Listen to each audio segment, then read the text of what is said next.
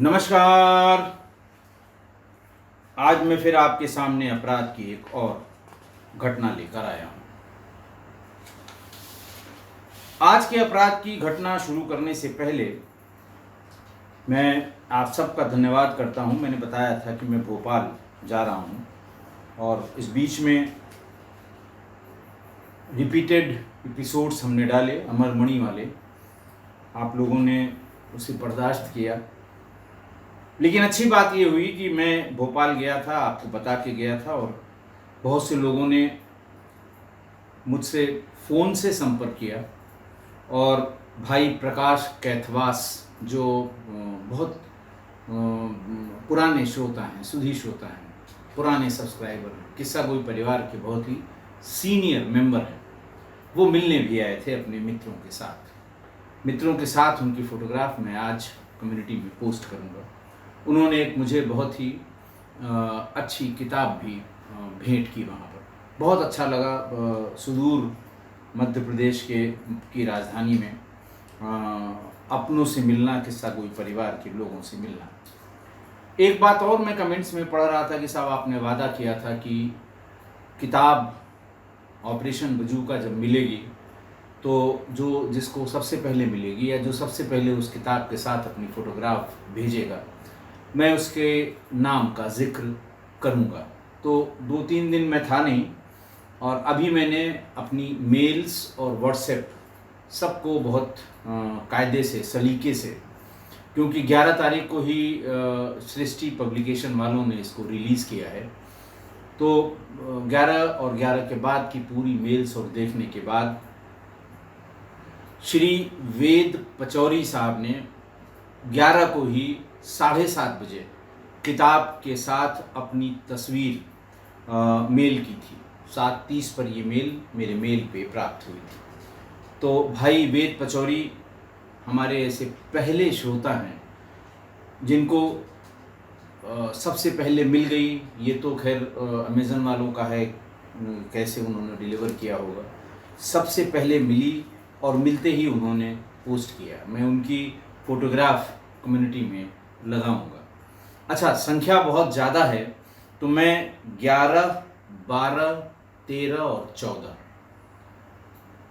11 को रिलीज़ हुई थी, 13 को काफ़ी लोगों को मिली और 14 के बाद जो संख्या है वो बहुत बड़ी संख्या है। कुछ हो सकता है लोगों को पहले मिल गई हो, लेकिन उन्होंने फ़ोटोग्राफ देर से अपनी भेजी या देर से सूचित किया। तो ऐसे 10-11 लोग जो पहले फर्स्ट लॉट में 11, 12, 13, 14 को जिन्हें ये किताब मिली थी और उन्होंने सम्मानपूर्वक उस किताब के साथ अपनी फ़ोटो खिंचाकर भेजी थी, वो मैं एक बार पढ़ के सुना देता हूँ और फिर ये फ़ोटोग्राफ भी मैं कल कम्युनिटी में पोस्ट भी करूँगा। श्री वेद पचौरी को मैंने बताया कि 11 सितंबर को शाम 7:30 बजे। दूसरी हैं डॉक्टर प्रेशी गुप्ता, कानपुर की हैं और शिक्षिका हैं, बड़ी शिक्षिका हैं, बहुत ही रेगुलर किस्सा गोई परिवार की सदस्य हैं। कमेंट्स भी बहुत अच्छी लिखती हैं। 12 सितंबर को सुबह इनकी भी फ़ोटोग्राफ मेल से प्राप्त हुई थी। अगले हैं तीसरे नंबर के श्री अंकुर पांडे, जो हल्द्वानी उत्तराखंड के रहने वाले हैं। दोपहर बाद इनकी भी मेल मैं फ़ोटोग्राफ के मिली थी। अच्छा ये हुआ कि इन अपने सभी सुधी श्रोताओं के पहले यानी पिछले 3 सालों से, जब से ये किस्सा गोई परिवार हमारा बना है और हम परिवार से रोज़ बात करते हैं, मैं एक आध को छोड़ के किसी के बारे में या किसी को मैंने कभी देखा नहीं था, लेकिन सब की फ़ोटोग्राफ्स मिली। मतलब इतना हर्ष हुआ, इतना अच्छा लगा कि हर तरह के बहुत ही सीजन्ड और बहुत ही सीनियर लोग भी किस्सा गोई परिवार के रेगुलर सदस्य हैं। तो श्री अंकुर पांडे हल्द्वानी उत्तराखंड से, इनको भी 12 तारीख को ही इन्होंने भेजा था। दूसरा एक मित्र हैं कबीरा दोस्त इनकी आईडी है, और जो इनके व्हाट्सएप में जो लिखा हुआ है वो ATL private real estate Noida. 12 सितंबर को इनकी भी फ़ोटोग्राफ मैं उस किताब के मुझे मेल से और व्हाट्सएप पर भी प्राप्त हो गई थी। अगले हैं 13 तारीख के लिए श्री चंद्रभूषण दुबे जी। ये पेशे से वकील हैं, बहुत ही नामी वकील हैं, प्रयागराज के हैं। इन्होंने भी किताब के साथ और मित्रवत हैं, कमेंट बहुत करते हैं। तो 14 को इनकी भी किताब, 13 को इनकी भी किताब प्राप्त हुई थी। फिर 14 को श्री विपिन कुमार, इनका एड्रेस नहीं है, मेल में नहीं था इनका एड्रेस। फिर श्री अमित्य तिवारी देहरादून से हैं, 14 तारीख को इन्होंने भी अपनी फ़ोटोग्राफ मैं उस किताब के। फिर 14 को ही श्री प्रखर सूर्यवंशी लखनऊ के हैं, 14 तारीख को ही इनकी भी पिक्चर और इनकी फ़ोटो और किताब के साथ इनकी फ़ोटो वो भी प्राप्त हुई। अगले हैं श्री DK ओझा जी। DK ओहा इनकी ID है, ढेर सारी किताबें इन्होंने मंगा ली थी। 14 को ये अध्यापक हैं दिल्ली में, अपने स्कूल के सामने भाई DK ने अपनी किताब के साथ एक फ़ोटो किसी से खिंचवाई होगी, या अपने किसी मित्र से, या हो सकता है किसी स्टूडेंट ने खींचा हो। ये भेजा था, बहुत अपार खुशी भी हुई ये देख के। अगले हैं श्री संतोष कुमार, रांची झारखंड से। 14 को ही इनकी भी मैं पुस्तक के इनकी फ़ोटो, इनका चित्र मुझे मिला। फिर संजीव कुमार साहब की भी फ़ोटोग्राफ 14 तारीख को मिल गई थी। 15 के बाद काफ़ी लोग हैं। अब किसी और दिन, चूँकि फिर बहुत समय हो जाएगा, किसी और दिन 15 के बाद जिन लोगों ने अपनी फ़ोटोग्राफ भेजी है, इसके अलावा ये नहीं कि सिर्फ यही लोग हैं, बाकी लोगों ने आपने कमेंट में देखा होगा, कुछ ने 11 को भी, कुछ ने 12 को भी, लेकिन वादा ये हुआ था कि जो पुस्तक के साथ अपनी फ़ोटो भेजेगा उसकी फ़ोटो हम ज़रूर कम्युनिटी में डालेंगे। तो कम्युनिटी में कल इन सभी 11-12 लोगों की फ़ोटो मैं डालूँगा, क्योंकि वो नाम वाम उसमें चढ़ाना वो मैं जानता नहीं हूँ, जयप्रकाश जी का सहयोग इसमें लेना पड़ेगा, इसलिए कल मैं इसे डालूँगा। अब आते हैं आज के वाक़ये पर। आज का वाक़या है मध्य प्रदेश का, जिला है देवास। 4 सितंबर 2022 यानी कोई साल भर पहले एक व्यक्ति जिसका नाम बड़ा अच्छा है, उनका नाम है परमार्थी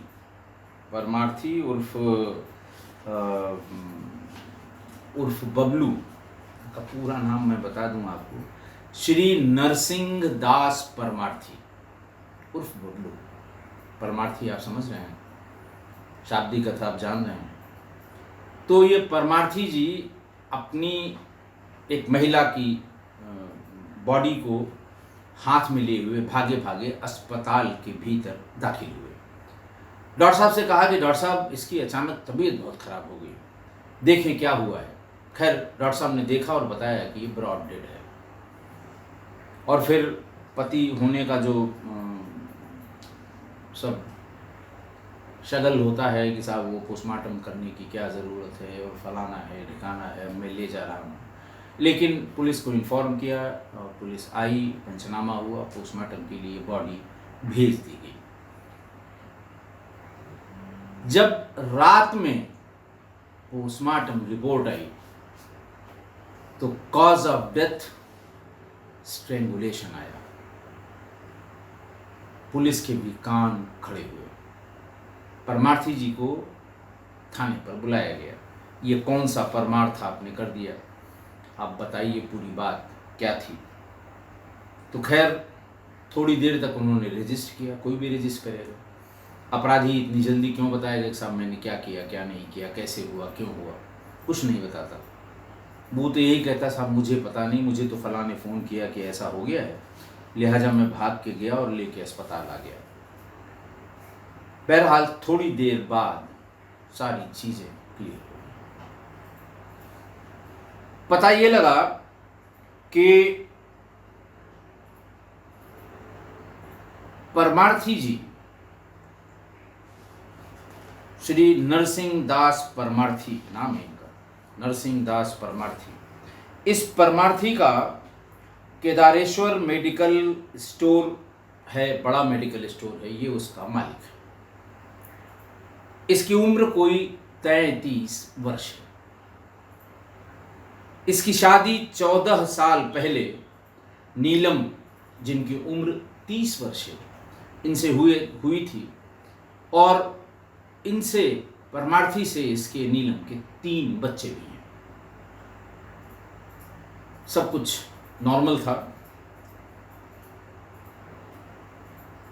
जिसकी बॉडी लेके वो गए थे उससे सिर्फ 3 महीने पहले मंदिर में शादी की गई थी। उसका नाम था रानी मालवीय। उम्र थी 23 साल, 23 ईयर्स।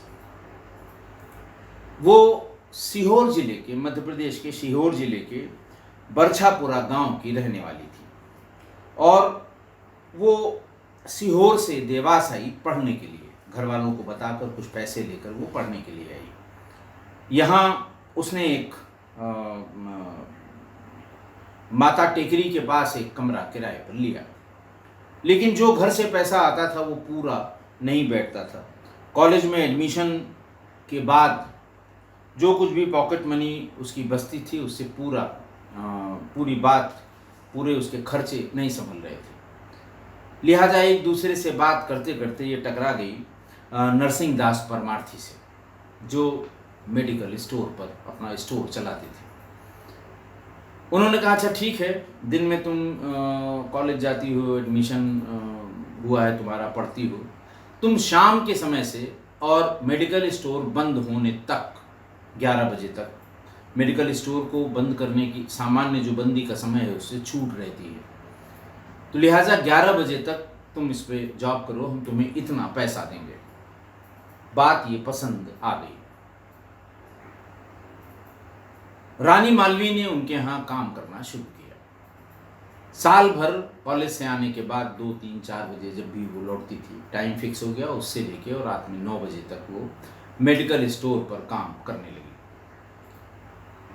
अब ऐसा तो है नहीं कि मेडिकल स्टोर पे 24 घंटे ग्राहकों की भीड़ होती रहे, लोग देखते रहे, कभी कभार सन्नाटा भी रहता है। रानी मालवीय और परमार्थी नजदीक आ गए और फिर कुछ ज्यादा ही नजदीक आ गए। रानी मालवीय को एक कमरा परमार्थी ने दिला दिया, जहां वो पहले रहती थी माता टेकरी के पास, वहीं एक और कोई कमरा दिला दिया। इसी बीच में कोरोना आ गया। कोरोना में मेडिकल स्टोर बहुत लिमिटेड, शुरू में तो बिल्कुल बंद हो गया, फिर लिमिटेड काम शुरू हुआ। इसी में उस नए घर में रानी मालवीय ने कपड़ा सिलने का काम करना शुरू किया। अलग अलग लोगों को अपने व्हाट्सएप से ये खबर करना कि किसी को अगर कपड़ा सिलवाना है तो बता दे, वो कपड़ा फला पते पर हमारे यहाँ दे जाए, हम सिल देंगे। उस समय चूंकि बड़े टेलरिंग शॉप, सब सारे इंस्टीट्यूशंस बंद हुआ करते थे, काम रानी मालवीय का चल निकला। ग्राहक आने लगे और कपड़े, वो महिलाओं के कपड़े सिलने लगे। इस बीच में अगर पैसों की थोड़ी बहुत कमी पड़ती थी तो नरसिंह दास परमार्थी पैसों से उसकी मदद भी करता रहा। कोरोना खत्म हो गया, उसने कहा कि हम फिर से उस पे मेडिकल स्टोर पे अब काम नहीं करेंगे, क्योंकि वहाँ आप तनख्वाह कम देते हैं, यहाँ हमें दिन भर में पर्याप्त पैसा मिल जाता है। लेकिन परमार्थी की निगाह कुछ और थी और धीरे धीरे परमार्थी और उसके अच्छे संबंध हो गए।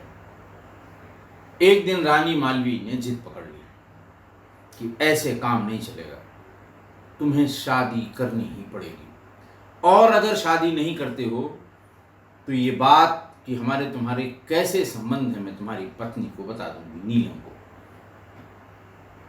परमार्थी सत्य में आ गए।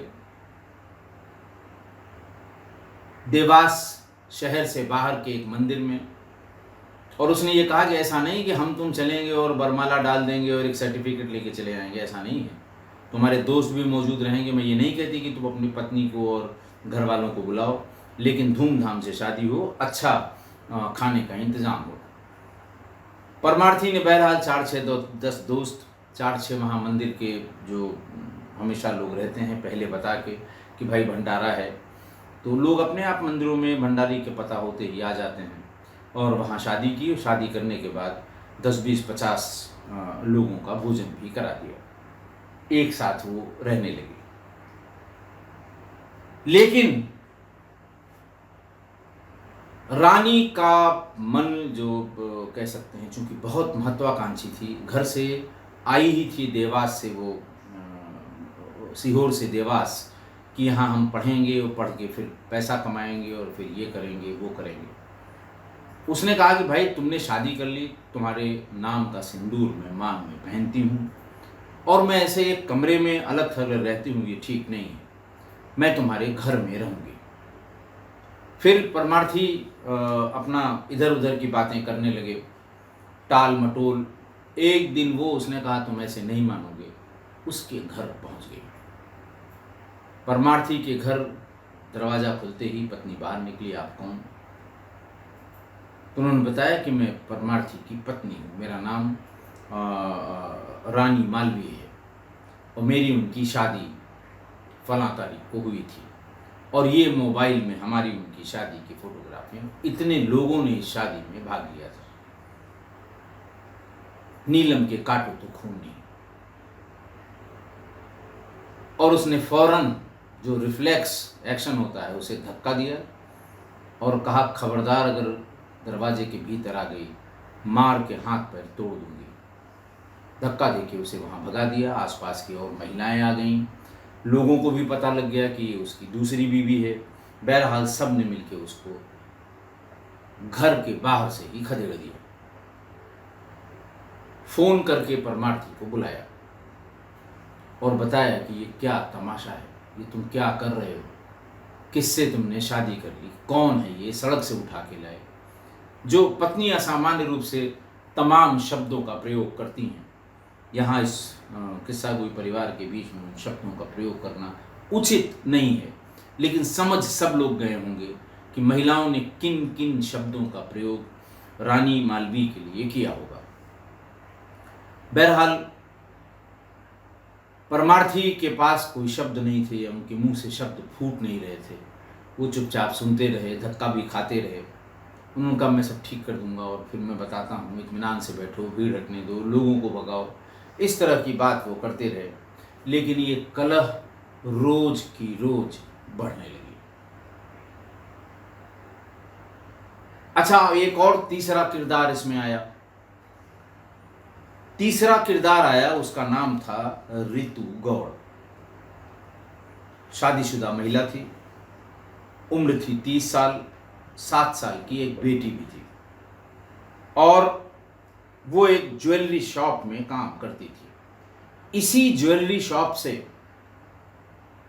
नरसिंहदास परमार्थी के घर जब कोई शादी ब्याह या कोई आता था तो इन्हीं के यहाँ से ज्वेलरी ले जाना, खरीदना। और इसी सिलसिले में रितु गौड़ भी परमार्थी के घर आया जाया करती थी। नेचुरली पत्नी जाती होंगी जेवर लेने के लिए, तो पत्नी से भी अच्छी जान पहचान। और फिर नरसिंहदास परमार्थी करीब करीब 7 साल से, 6-7 साल से परमार्थी और रितु गौड़ के बीच में संबंध थे। अब उधर पत्नी ठेलती थी, इधर से रानी मालवीय ठेलती थी, तो ये गम गलत करने के लिए रितु गौड़ के पास गए कि अब मैं परेशान हो गया हूँ। रितु ने पूछा बताओ क्या परेशानी है तुम्हारी, हम परेशानी दूर करेंगे। और जैसे होता है ऐसे इस संबंध वाले दो लोगों के बीच में कि नाम बताओ, अभी मैं ये कर दूंगी, वो कर दूंगी, गोली मार दूंगी, सर काट दूंगी, सर कलम कर लूँगी। इस तरह की बातें, बढ़ा चढ़ा के की गई बातें, ये सब होने लगी। मरता क्या न करता, नरसिंह दास परमार्थी ने पूरी बात बताई कि मैंने 4 महीने पहले जो हमारे दुकान पे सेल्स गर्ल थी उससे शादी कर ली, और शादी किन परिस्थितियों में की, उन परिस्थितियों का वर्णन किया परमार्थी ने, और वो कैसे इनके घर पहुंच गई और कैसे नीलम से उसकी तू मैं हुई, ये पूरी बात उसने बता दी। ऋतु गौड़ ने कहा कोई बात नहीं, इसमें कोई बात ही नहीं है, इसमें क्या परेशान होने की बात है। हम सब इसका मतलब सारी झगड़े की जड़ रानी मालवी है, इसको ही यहाँ से तुम लोगों के रास्ते से हम हटा देंगे, बिल्कुल परेशान होने की ज़रूरत नहीं है। उसने अपनी एक दोस्त प्रियंका कुशवाहा से संपर्क किया, उसकी भी उम्र करीब करीब 32 वर्ष थी, और ये बताया कि हम लोगों को कुछ करना पड़ेगा। महीने भर तक उन्होंने महीने भर में तय किया कि आखिरकार कैसे निपटाया जाए। फिर फाइनली दोनों ने मिलकर तय किया कि हम लोग अपना अपना ब्लाउज सिलवाने के लिए कपड़े लेकर उसके यहाँ जाएंगे। पहली बार में तुम जाना, फिर दोबारा फिर हम जाएंगे, फिर एक बार नाप लेंगे कि ढीला, फिर वो फाइनल लेने जाएंगे। इस तरह से 6 बार उसके यहाँ आना जाना कर सकते हैं, और कभी न कभी तो वो अकेली मिलेगी। इसी बात पर बात तय हो गई। ये दोनों गईं। पहली बार में तो कोई दूसरा भी ग्राहक था, लेकिन दूसरी बार में ही दांव लग गया। रानी मालवी उस दिन अकेले सिलाई का काम कर रही थी। ये दोनों पहुंची, और पहले दिन तो इनमें से एक का ब्लाउज सिलने का कपड़ा दिया गया था, दूसरे दिन दूसरे ने कपड़ा दिया। बातचीत करती रही, नाप, जिस समय वो नाप वाप के सिलसिले में अपना जो उनका काम होता है कर रही थी, उसी समय उसी के दुपट्टे से ऋतु गौड़ ने उसको जमीन पर गिरा लिया, और प्रियंका फौरन दोनों ने मिलकर उसका गर्दन उसकी कस दी। कसने के बाद वहीं गिरा दिया। भीतर के कमरे से तकिया ले आई, मुंह पे तकिया रखकर उस पर एक महिला ऋतु माहेश्वरी बैठ गई। प्रियंका कुशवाहा बाहर ये देखती रही कि कहीं कोई अगर आता है तो आगाह कर देगी, लेकिन 10 मिनट का काम था, कुछ नहीं हुआ, और ठंडी हो गई रानी मालवी। वहाँ से सीधे टैक्सी करके ये लोग नरसिंह दास परमार्थी के पास पहुँचे, दोनों की दोनों, और कहा कि तुमको बधाई हो, तुम्हारा काम हमने कर दिया है, तुम अब चैन से रह सकते हो, और वहीं पर है बॉडी, इसके पहले कि कोई और जाए तुम चले जाओ, और उसकी बॉडी को लेकर भाग के अस्पताल पहुंचो ताकि लोग तुम पर शक न करें। परमार्थी ने यही किया।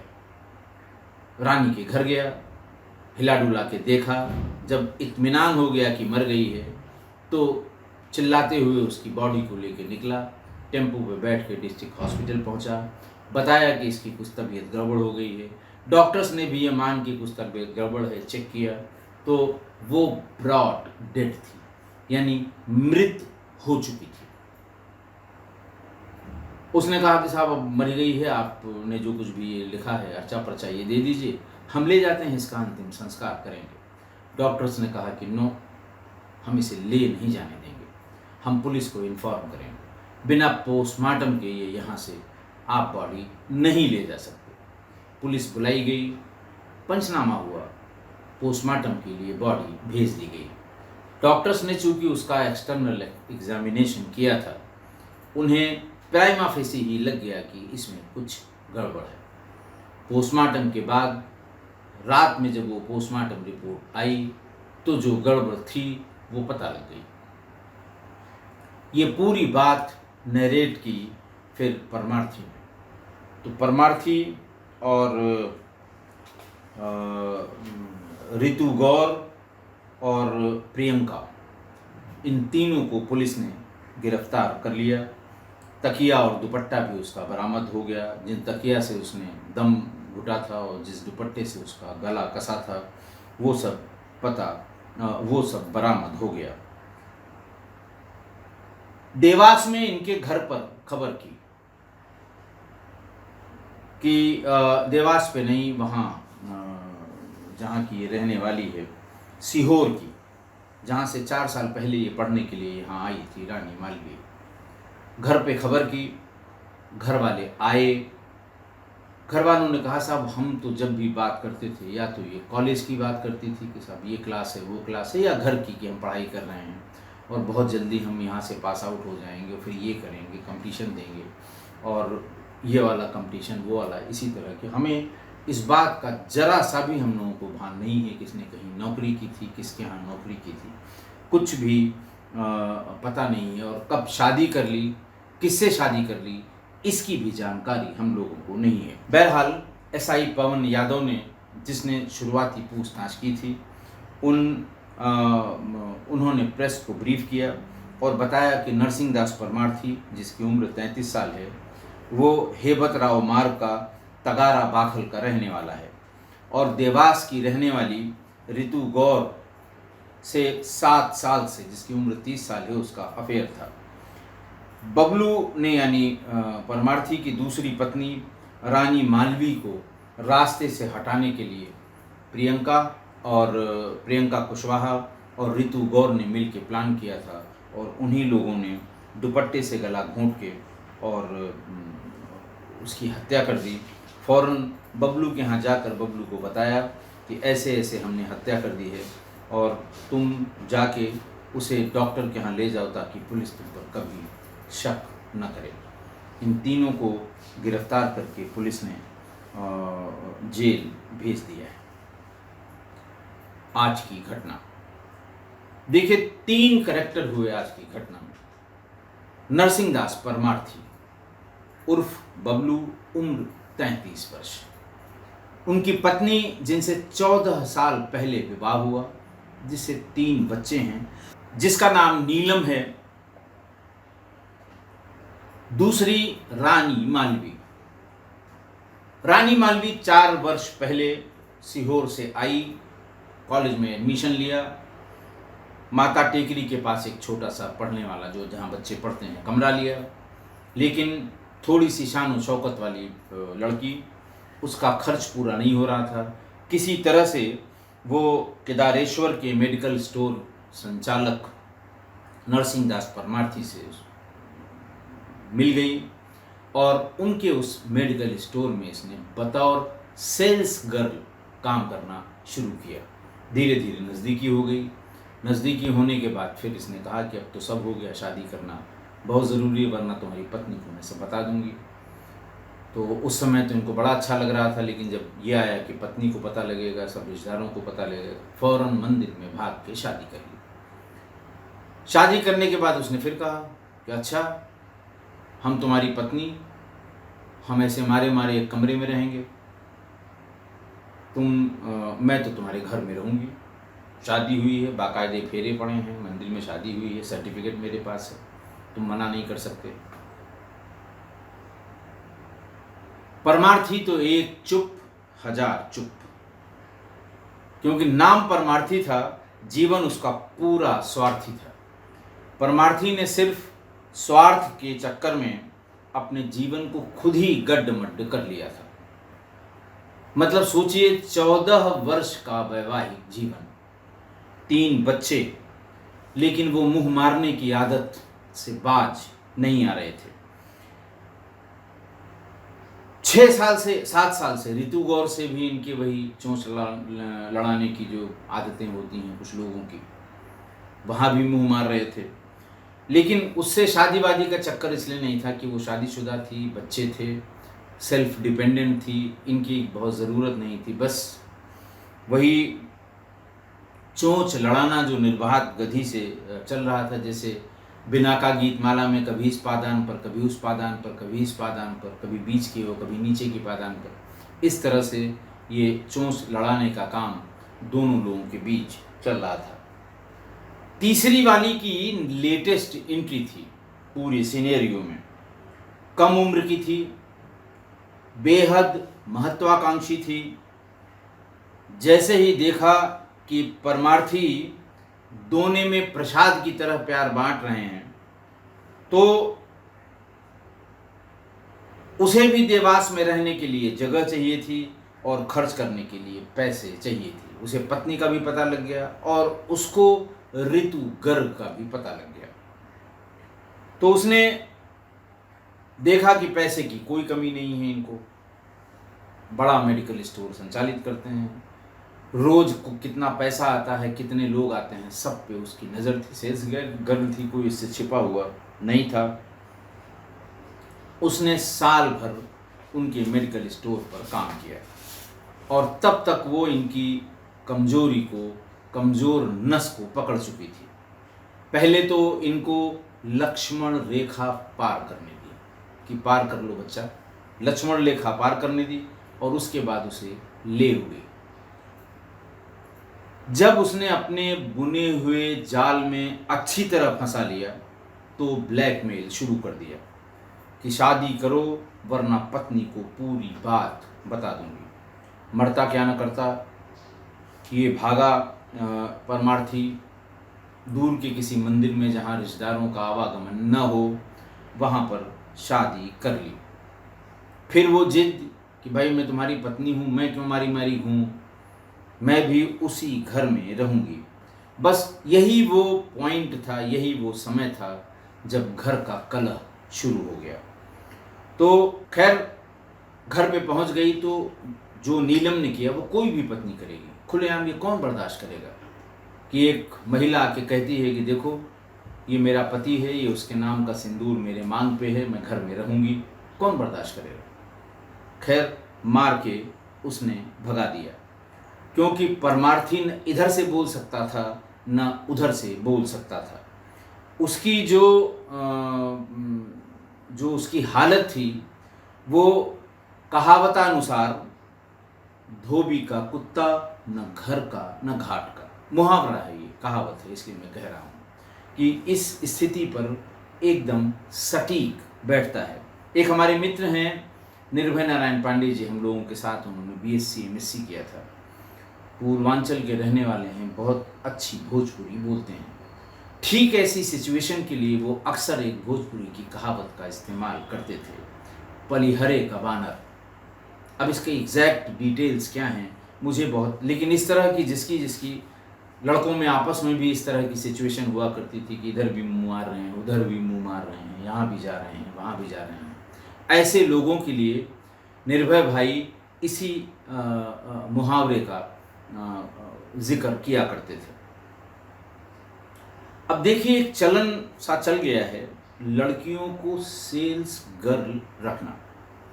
आज से 15-20 साल पहले लखनऊ शहर में शायद ही किसी एक या दो दुकान में आपको सेल्स गर्ल दिखती थी। एक्सक्लूसिव लेडीज़ स्टोर हो या एक्सक्लूसिव लेडीज़ कपड़ों की कोई दुकान हो जहाँ मर्दों का प्रवेश वर्जित हो, वहाँ तो खैर नेचुरल है, वहाँ रहती हैं। लेकिन चाट की दुकान पे और जूस की दुकान पे लड़कियों का रखा जाना ये लेटेस्ट डेवलपमेंट है और अब तो ये लगभग फैशन सा बन गया है। देखिए भाषण, अच्छा ऐसा करने के पीछे जो सोच है वो बहुत अच्छी सोच नहीं है, आप भी समझ गए होंगे। हालांकि भाषण बहुत लंबे देंगे लोग जो ऐसा करते हैं कि साहब हम तो ये बराबरी का ज़माना है, लड़कियां लड़के सब बराबर हैं, लड़कियों को भी ये अवसर मिलना चाहिए कि वो लड़कों की तरह सेल्स का काम देखें। ठीक बात है, ये बिल्कुल सिद्धांत रूप से मैं 100% सहमत हूँ। और ये भी कि साहब इन्हें अपना पैसा मिलेगा, ये घर पालेंगी। लेकिन सच तो ये है कि सोच इसके उलट है। आप समझ ही रहे होंगे इनको एम्प्लॉयर्स अपने यहाँ एम्प्लॉय करने के पीछे उनकी मंशा क्या होती है। खासकर ऐसे व्यवसाय में जहाँ यंगस्टर्स की संख्या ज़्यादा है, मर्दों की संख्या ज़्यादा है, वहाँ क्यों लगाया जाता है, मैं अपनी ज़ुबान से ये बात कह नहीं पाऊँगा। आप समझदार हैं, आप समझ गए होंगे कि दुकान पर ग्राहक बढ़ेंगे। ये सोच है, कहते कुछ और हैं, भाषण लंबे हैं। और अगर आपको इसका अंजाम देखना है तो आसपास जहाँ इस तरह की व्यवस्था लोगों ने की है वहाँ के बारे में आप नज़र दौड़ाएंगे तो आपको पता लग जाएगा कि इसका अंजाम अल्टीमेटली क्या हुआ।